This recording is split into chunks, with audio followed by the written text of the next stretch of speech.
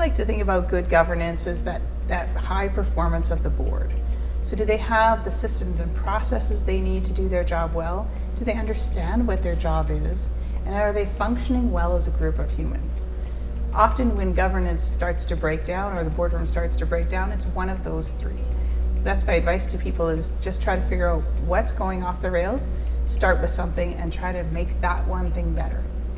So with all of that, how do boards know they're really even doing the right thing and just making sure the train is on the track? A quick thing that boards forget to look at is, has the way that you approach your board work changed in the last 5 years? So forget the pandemic, but if you're still doing a process from 5 years ago, maybe that's not the modern way to do it. Not because there's anything wrong with it, but it may not be prioritizing the right things. So I like to encourage boards to think about what's highest priority for them to add value to the organization. And is their agenda, as simple as that sounds, actually start with those highest priority items? So most board meetings start with approval of the minutes and some administrative type things. Yeah. Why don't we put strategy first or risk first, or something that warrants a healthier discussion? And that's a simple change and makes a big difference in the use of that board. Every board is under so much stress trying to look into the future and asking themselves, what should we be anticipating? And how can we put up the safeguards to try to make sure we don't face any unnecessary pain points, whatever that looks like for them? It's a tough job. So those are a few of the things they're struggling with. What are some other things that boards are struggling with these days? Because so much has changed in such a swift time. The two things that come to mind are board member burnout. Just like every other human on earth, we're all tired from the last few years. And board members certainly don't talk about that when they think about coming to the boardroom, because they don't want to see that they're not at their best. And I think we need to start asking each other ourselves the question, like, are we doing okay? And a lot of boards are balancing that now by going to some virtual meetings and some in person, so we don't have the full back to business travel happening. So that's one side of it. The other side is the complexity of what the boards are dealing with. It doesn't matter how experienced you are. There's no way that you're going to know everything about cyber security to, social media risk, to any other kind of risk that happens in the world. So you really need both the board members themselves, but also a lot of advisors to these boards right now are more necessary than ever before. What can the boards do better to really understand and appreciate maybe and value the work of the CEO even more? Because they have the CEO installed and in charge of running really the day-to-day. They're not necessarily on the day-to-day. They're checking in, how are things going? What can they do as well? I would guess that if you ask most board members what the job of the CEO is, they would all give you different answers.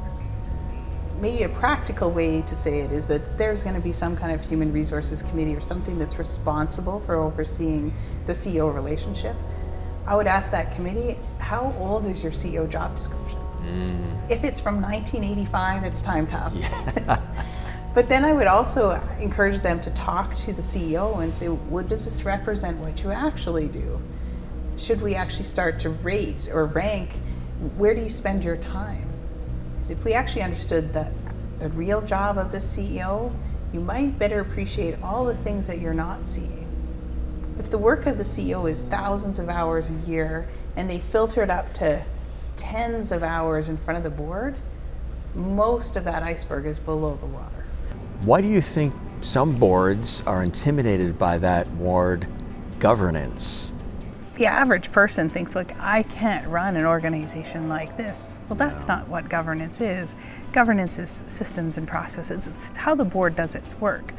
We could probably come up with a better name.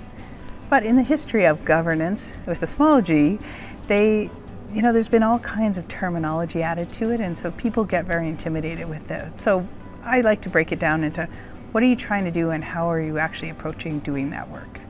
What's one thing you would want boards to know about governance and good governance? If they could just have the conversation, whether it's at the end of every meeting, twice a year, how could we perform better? How could we add more value to this organization?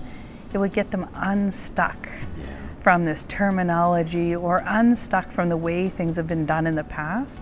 always looking for process improvement. But what could boards do to enhance their performance, even like this year? I think boards could benefit from having more conversations amongst themselves. You know, what are each of you bringing to the table? Is that being well used? There's so much untapped potential around our boardroom tables, because if I don't know your life experience, I might not ask you to weigh in on an issue, and if you're a quieter person, you're not going to offer that up. It's a missed opportunity. So even having board dinners or getting to know each other or having board members present a little bit about themselves really will help tap into the talent that's there. So nobody wants to spend time at a meeting if they can't add something to the meeting, and we just need to balance off the not everybody wants to be the first to speak or to speak at all.